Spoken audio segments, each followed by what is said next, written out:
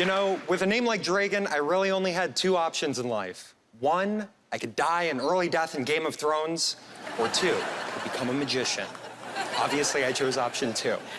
Now, my favorite magic involves imagination. For example, a drawing of an envelope.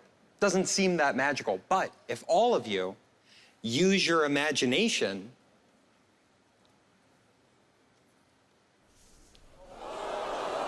you make it become real. And to me, that is magic. Thank you, guys. What was your name? Max. Max, and what was your name? Abigail. Abigail. Today we're going to be testing Max and Abigail's imaginations. To begin with, we're going to start by showing each of them a series of images and asking them what they see. No pressure, Max, but you're up first. What do you see here? A rectangle. A rectangle. I love the way your brain works. We'll add a little bit more detail to this. Abigail, now's your time to shine. What do you see here? A rectangular box. A rectangular box, very specific. But I could shade this in and give it more depth so you know what it really is, or I could just do this. Max, do you have any idea what this could possibly be? Might be a card box. Oh, maybe. Well, you're exactly right. Look.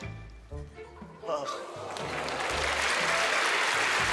Obviously, a card box isn't complete without a deck of cards. Did amazing, Max. Wow, wow. Now, I do want to take this one step further by using an image known as an ink blot test. For those of you who haven't seen an ink blot before, basically different people with different personalities see different things when they look at them. For example, Abigail, what do you see when you look at this? I see a butterfly. A butterfly, really? You don't see a scary clown holding a machete? No, that's just me? All right, well, let's keep this moving then. Abigail, can you imagine that the butterfly you see could just, maybe if you concentrate hard enough, maybe you could, you can make it fly. Wow. So far, you guys have shown just how powerful your imaginations are. You know, you produced a box of cards, a butterfly. Well, now it's my time to shine. I'm gonna show off by using an imaginary prediction. Ooh. In order to make an imaginary prediction, all you need are a couple slips of paper and an imaginary pen. So this will be my first imaginary prediction, right there. And this will be my second. Now, before we open those, I want to show you guys my version of an ink blot.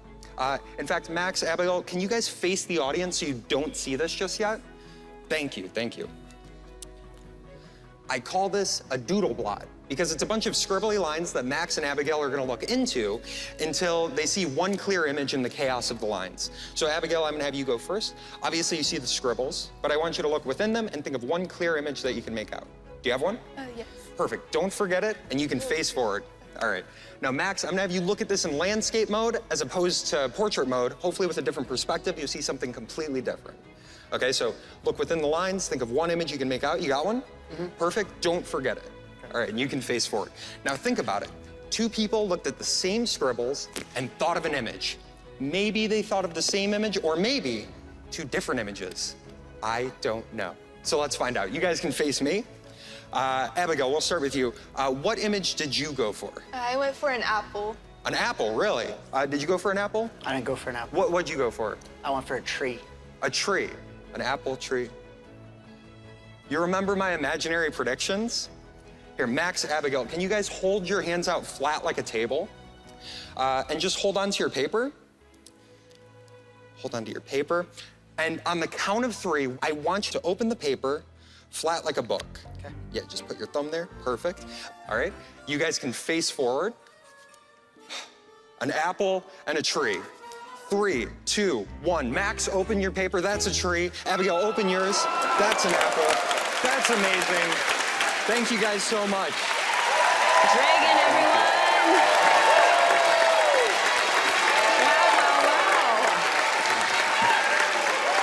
That was brilliant. Thank you. I don't think we've ever seen anything quite like that on this show. Well, that's a huge compliment to me. I mean, everything in that is sort of like different art pieces that I've made. I think of them less as magic and more as like like art projects. Have you always had a wild imagination? Like, tell me about yourself as a young boy. It's so funny because like growing up as a magician, like going through elementary school, middle school, high school, all the other kids, like if a teacher catches them on their phone or like with their earbuds in, they confiscate them.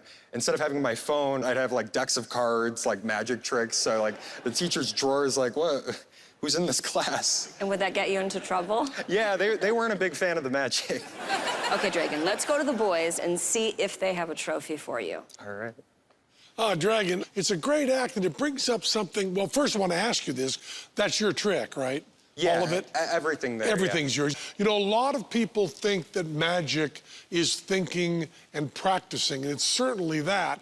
But also, many magicians, and I think you're one of the best cases we had of it, build everything yourself, right? You created it and built it. And the craftsmanship is really phenomenal. Thank you. Magic is one of the art forms where that's a real important part of it. In music, you don't have many people building their own instruments, but you're building your own props here. And that idea of drawing something two-dimensional, having it appear three-dimensional, is something that has grabbed the imagination of many people for years, and no one's done it better than you. It's just really, really beautiful. And some of the techniques you used are things that we've used ourselves. Of course, we made other people build them. You did such a fabulous job. All those appearances were so attractive. They just held together beautifully. You know, you actually said people see different things in a Rorschach test. Yeah, yeah. And they do. They really do. And we just loved the whole routine. And besides being a stunningly good performer and having practiced so much, people need to give you credit for also being a wonderful craftsperson. Oh, thank you. And I think I snuck a few things in there, but we'll see. Do those code words mean anything to you? Because they sure don't to me. It lets me know that they know what they're talking about, yeah. You didn't fool them, but you sure entertained us. Thank you so much. Dreygon, everyone. I guess I've always been a doodler. Whenever I'm stressed, I basically let my hand move around on the paper until there's one giant mess, and then I consciously fill in the scribble to a point where I just look at it and I'm like, yeah, that's done. I like it. I have the same type of process when it comes to magic. I take a bunch of different methods that might not go together, and I combine them with objects that wouldn't normally go together, so you have this abstract sort of mess. But then I sort of refine it until I have an actual, like, magic trick that I've made. My imagination runs wild, but sometimes it's fun to let other people's imagination take the lead. Penn Teller, and I think you'll be amazed.